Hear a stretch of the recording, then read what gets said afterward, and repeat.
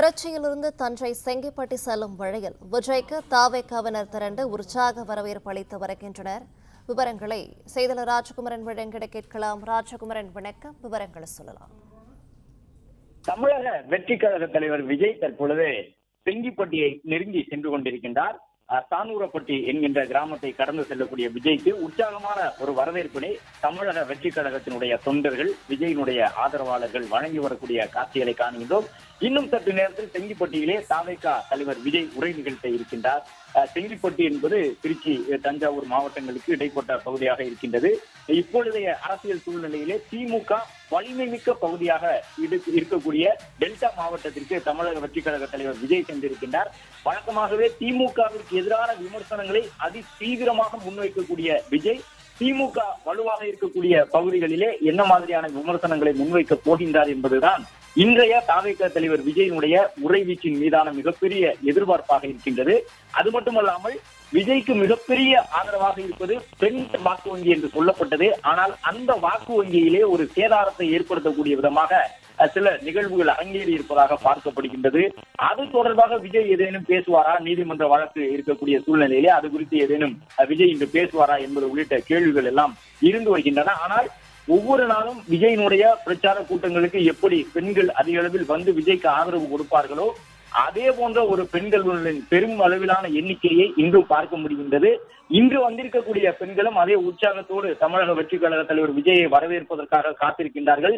விஜய்க்கு ஆதரவாக இருக்கின்றோம் என்ற ஒரு உறுதியை அவர்கள் வழங்கியிருக்கின்றார்கள்.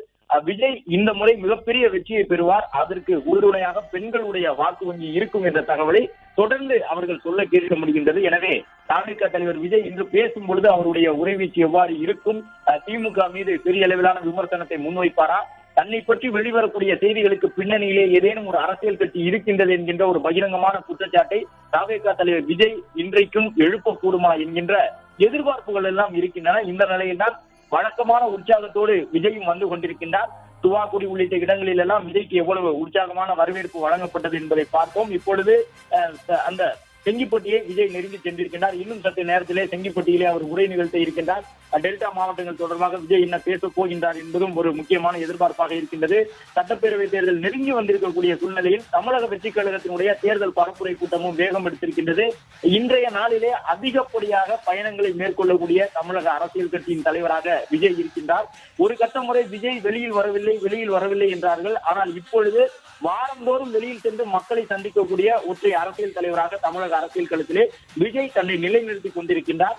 மற்ற கட்சிகளுக்கு இருக்கக்கூடிய கட்டுப்பாடுகளை காட்டிலும் தமிழக வெற்றி கழகத்திற்கு கூடுதல் கட்டுப்பாடுகள் இருக்கின்றன. அதற்கு காரணங்கள் உண்டு. பொதுமக்களுடைய பாதுகாப்பு, அதே போன்று தொண்டர்களுடைய பாதுகாப்பு என்ற அடிப்படையில் காவல்துறை அந்த நிபந்தனைகளை கடுமையாக பின்பற்றி இருந்தாலும் கூட விஜயினுடைய தமிழக வெற்றி கழகம் இப்பொழுது வாரந்தோறும் ஏதோ ஒரு மாவட்டத்திலே இதுபோன்று அந்த கட்சியினுடைய தலைவரை கொண்டு கூட்டம் நடத்தி கொண்டிருக்கின்றார்கள். மற்ற கட்சிகள் எல்லாம் கூட்டணி பேச்சுவார்த்தை என்ற அடிப்படையிலே கூட்டணி கட்சிகளுடைய தலைவலியை சமாளிப்பதற்கான முயற்சியில் ஈடுபட்டிருக்கின்றார்கள். கூட்டணியில் இடம்பெற்றிருக்கக்கூடிய கட்சிகள் எல்லாம் ஆட்சி அதிகாரத்தில் எங்களுக்கு பங்கு வேண்டும் என்று வற்புறுத்தி கொண்டிருக்கின்றார்கள்.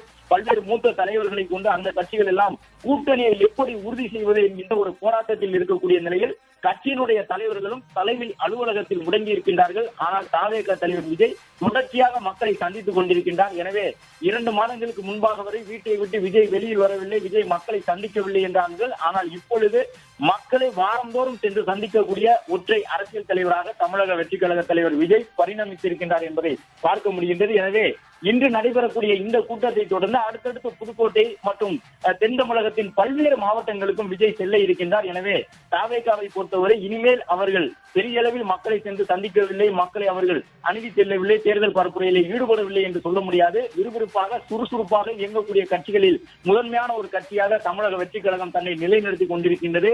விஜய் வந்து கொண்டிருக்கின்றார். அவரை சுற்றி வழக்கமான பாணியிலே அவருடைய தொண்டர்கள், ஆதரவாளர்கள், ரசிகர்கள் என்று பலரும் வரக்கூடிய காட்சிகளை காண முடிகின்றது. எவ்வளவோ அறிவுறுத்தல் இருக்கலாம், ஆனாலும் கூட அவர்கள் அந்த அன்பு மிகுதியால் இந்த செயலில் தொடர்ந்து ஈடுபடுகின்றார்கள். சாலை முழுவதுமாக தமிழக வெற்றி கழக தலைவர் விஜயினுடைய வாகனத்தை கொண்டு பல்வேறு கட்சியினுடைய தலைவர்கள் செல்லக்கூடிய அந்த வாகனங்களுக்கு இல்லாத வகையிலே இப்பொழுது வரவேற்பு விஜய்க்கு அவருடைய தொண்டர்களால் வழங்கப்படுகின்றது என்பதை பார்க்கின்றோம். 100கணக்கான இருசக்கர வாகனங்கள் வருகின்றன, 4 சக்கர வாகனங்கள் வருகின்றன, பொதுமக்கள் நிற்கின்றார்கள், ஆதரவு கொடுக்கின்றார்கள். இந்த ஆதரவுகளுக்கு இடையே விஜய் தொடர்பாக எழுந்து வந்திருக்க பிளே ஸ்டோர் மற்றும் ஆப் ஸ்டோரில் இருந்து பாலிமர் செயலியை QR கோடு மூலம் பதிவிறக்கம் செய்யுங்கள். செய்திகளை உடனுக்குடன் பெறுங்கள்.